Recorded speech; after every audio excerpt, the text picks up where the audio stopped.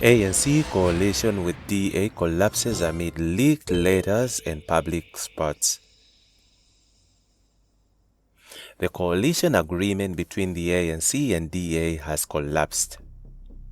Highly placed sources within the ANC have confirmed that the deal is all but over following a series of disagreements and public spats between the two parties. As part of the Government of National Unity (GNU) arrangement, the ANC and DA formed a voter base of sound 60% of support, with other parties also signing a document of intent. However, just a week after electing Ramaphosa as president, the deal was reportedly backfired due to a squabble over positions and ministries. This resulted in a flurry or leaked letters between the two parties. It's all but over. The ANC in general wasn't very thrilled with the DA coalition. This has been made worse because of how the DA has conducted itself, particularly around leaking information and letters to the media, said the source. Another source who was privy to the high-level discussions said that the ANC negotiating team was not happy with the DA's posture. The way the ANC is being spoken to and how the DA, are coming across is a problem. The feeling is that we don't need the DA to form a government, so they must not think they can dictate their terms to us, said the source. President Cyril Ramaphosa, in a letter to DA leader John Steenhuisen, has accused the Democratic Alliance DA of being a chameleon in the Government of National Unity (GNU) negotiations and jeopardizing the formation of a unified government. This comes amid reports that the Department of Trade and Industry portfolio is a source of tension in the ongoing negotiations between the DA and the African National Congress (ANC). Helen Zille, the DA federal chairperson, wrote a letter to ANC Secretary General Fikile Mbalula informing him that her party deserves a score of ministerial positions in the GNU. This letter was seen by IOL. Initially, the DA demanded 12 ministerial positions, including that of the Deputy President. However, after ironing out matters, the ANC resolved to give the DA 6 ministerial portfolios. This decision was also communicated through a letter seen by IOL. The portfolios offered included Home Affairs, Basic Education, Trade, Industry and Competition, DTIC, Public Works and Infrastructure, Communications and Digital Technologies, and Forestry, Fisheries and Environment. However, Steenhuisen wrote to Ramaphosa stating that 6 posts were insufficient. He requested 2 additional portfolios, making 8 in total. In addition to the 6 existing cabinet portfolios, Steenhuisen suggested that the portfolios of sports, arts and culture, agriculture, rural development and land reform, or public service and administration be allocated to them. In a final letter to Steenhuisen, Ramaphosa accused the DA of shifting the goalposts with their constantly changing demands. I regard your approach in moving the goalposts as a continuation of what was articulated in your federal chair's letter of 22nd June 2024 on issues such as sealed mandates on ministries, through which the DA seemed to want to set up a parallel government that would operate outside the framework and parameters of the constitution-based method and protocols of running the government of the Republic of South Africa, he said. According to Ramaphosa, the latest proposals by the DA do not align with the principles adopted and encapsulated in the Statement of Intent. GNU coalition drama. DA reveals negotiated cabinet positions as wrangle over trade and industry ministry emerges. In a recent communication to President Cyril Ramaphosa, Democratic Alliance DA leader John Steenhuisen has outlined the party's revised stance on cabinet positions in the GNU coalition government. This development follows public outcry over the leaked letters from the DA Federal Council Chairperson Helen Zille detailing the party's initial demands. According to Steenhuisen, the DEA has been offered 6 cabinet portfolios: Home Affairs, Basic Education, Trade, Industry and Competition (DTIC), Public Works and Infrastructure, Communications and Digital Technologies, and Forestry, Fisheries and the Environment.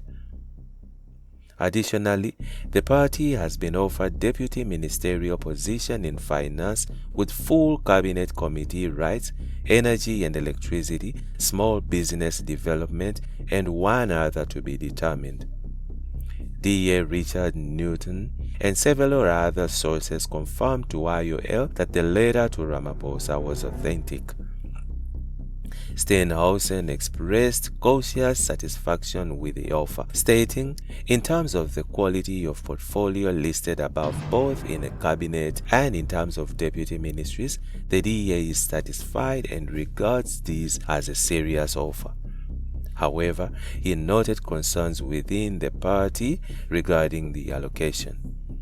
In terms of the quantum of portfolio, there remains concern with our structures that the DEA is sacrificing from our proportional allocations more than the ANC, Steenhuisen said. On a purely proportional basis, out of a cabinet of 30, the DEA's share of support within the GNU translates to 9 positions rather than 6 that are currently on the table.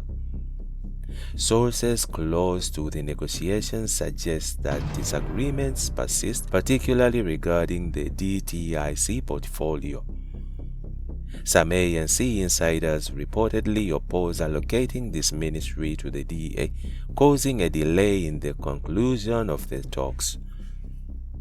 One source, speaking on condition of anonymity, claimed Ibrahim Rasool is earmarked to take over the DTIC. But at the center of his takeover is to ensure that the big multi-billion rand national lottery deal could be given to HIC, Hoskins Consolidated Investments, which is run by Johnny Copeland. HIC has made a bid for the operating license. IOL has reached out to HCI for comment. The same source alleged that Ramaphosa faces pressure from an undisclosed foreign agency threatening to release a sensitive report related to the Phala scandal if he does not accede to most DA demands. The DEA has asked the FBI to investigate the legality of the possession of the quantum of the US dollars confirmed to have been at Phala. In a move that appears to signal flexibility, Steenhuisen proposed additional options for DEA representation. In addition to the 6 existing cabinet portfolios which we accept, another 2 portfolios will be allocated to the DEA out of the option of sports, arts and culture, agriculture, rural development and land reforms, or public service and administrations, he suggested. Steenhuisen added that the DEA would accept moving public sector wage negotiations from public services and administration to Minister of Finance if necessary. Sources suggest the DEA may be positioning itself to further gains with rumored ambitions for Steenhuisen to secure the ministry in the presidency and potential plans to elevate Zille to the deputy presidency should current Deputy President Paul Mashatile face legal charges. Rumors of the imminent arrest of Mashatile remains persistent. As negotiations continue, the final compositions of the proposed coalition government remains uncertain. This is a developing story, and further updates as well as a response from HCI are expected as talks progress. SACP to Ramaphosa: move swiftly, appoint cabinet and proceed with or without Democratic Alliance. The SA Communist Party, SACP, has condemned the Democratic Alliance list of desired posts in the Government of National Unity, saying President Cyril Ramaphosa must go ahead and appoint his executive with or without the Blue Party. In the May 29 general election, the ANC received its worst election result since apartheid ended 30 years ago in South Africa. The ANC garnered 40% of the vote, losing its absolute majority in parliament. The IOL last week reported that Ramaphosa had officially begun his second term after his party formulated the Government of National Unity (GNU), incorporating its decade-old rival, the Democratic Alliance (DA), and other smaller parties, including the anc-da Freedom Party (IFP) and the Patriotic Alliance (PA). On Monday, IOL reported that as parties invited to the ANC into the GNU put forward their demands in the power-sharing arrangement, the DA demanded 12 cabinet posts in the Government of National Unity. In the widely circulated letter written on Sunday, DA Federal Chairperson Helen Zille informed ANC Secretary General Fikile Mbalula that her party also wants the position of Deputy President of South Africa. In reaction to the DA's desires, the SACP, an alliance partner of the ANC, said that the Blue Party is seeking to exclude other political parties from the Government of National Unity. Our preferences is that of a minority government with GNU characteristics. If you look at the characteristics of forces that have emerged, which is what actually has irked the DA, it is that all other parties that have come on board make up 200 seats, excluding the DA and the influence that it seeks to wield, said SACP spokesperson Dr. Alex Masilo in an interview with SABC.